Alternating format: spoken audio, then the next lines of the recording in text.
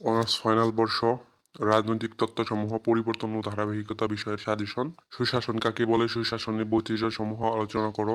2 নম্বর প্যারিটুর elite আবর্তন তত্ত্ব ব্যাখ্যা করো। 3 নম্বর রাষ্ট্র সম্পর্কে কার্ল মার্কসের ধারণা আলোচনা করো। 4 নম্বর রাজনৈতিক ক্ষমতা কি, রাজনৈতিক ক্ষমতা ও রাজনৈতিক কর্তৃত্বের মধ্যে পার্থক্য আলোচনা করো, এটা ইম্পর্টেন্ট। 5 নম্বর একনায়কতন্ত্র কখনো গণতন্ত্রের বিকল্প হতে পারে না, এটা ইম্পর্টেন্ট। 6 নম্বর গণতান্ত্রিক রাষ্ট্রের রাজনৈতিক দলের কার্যাবলী ব্যাখ্যা করো। 7 নম্বর আধুনিক গণতান্ত্রিক রাষ্ট্রে বিরোধী দলের ভূমিকা আলোচনা করো। 8 নম্বর রাজনৈতিক চাপ, রাজনৈতিক দল ও চাপ সৃষ্টিকারী গোষ্ঠীর মধ্যে পার্থক্য আলোচনা করো, এটা ইম্পর্টেন্ট। 9 জনমত কি, জনমত গঠনের বাহনসমূহ আলোচনা করো। 10 তত্ত্ব কি, রাজনৈতিক বিশ্লেষণের তত্ত্বের গুরুত্ব আলোচনা করো, এটা ইম্পর্টেন্ট।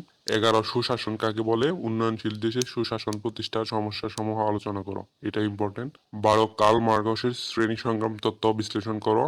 13 নম্বর উন্নয়নশীল দেশে এলিটের ভূমিকা আলোচনা করো। 14 নম্বর বৈধতা সংকট কি, উন্নয়নশীল দেশসমূহে বৈধতা সংকটের কারণ সমূহ আলোচনা করো। এবং 15 নম্বর আধুনিক গণতন্ত্র কি, আধুনিক গণতন্ত্রের সাফল্যের শর্তাবলী আলোচনা করো। এবার খ বিভাগের প্রশ্নগুলো দেখে নিয়ে যাক। সুশীল সমাজ বলতে কি বুঝো, এটা ইম্পর্টেন্ট।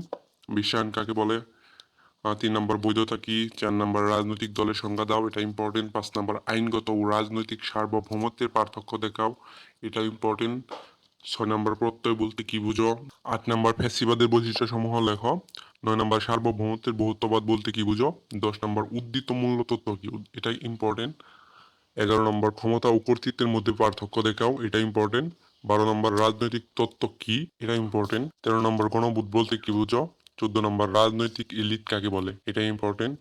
15 নম্বর প্রেস যেভাবে চায় গণতন্ত্র সেভাবে গড়ে ওঠে। 16 সর্বাত্মকবাদ কি। 17 তত্ত্বের সংজ্ঞা দাও।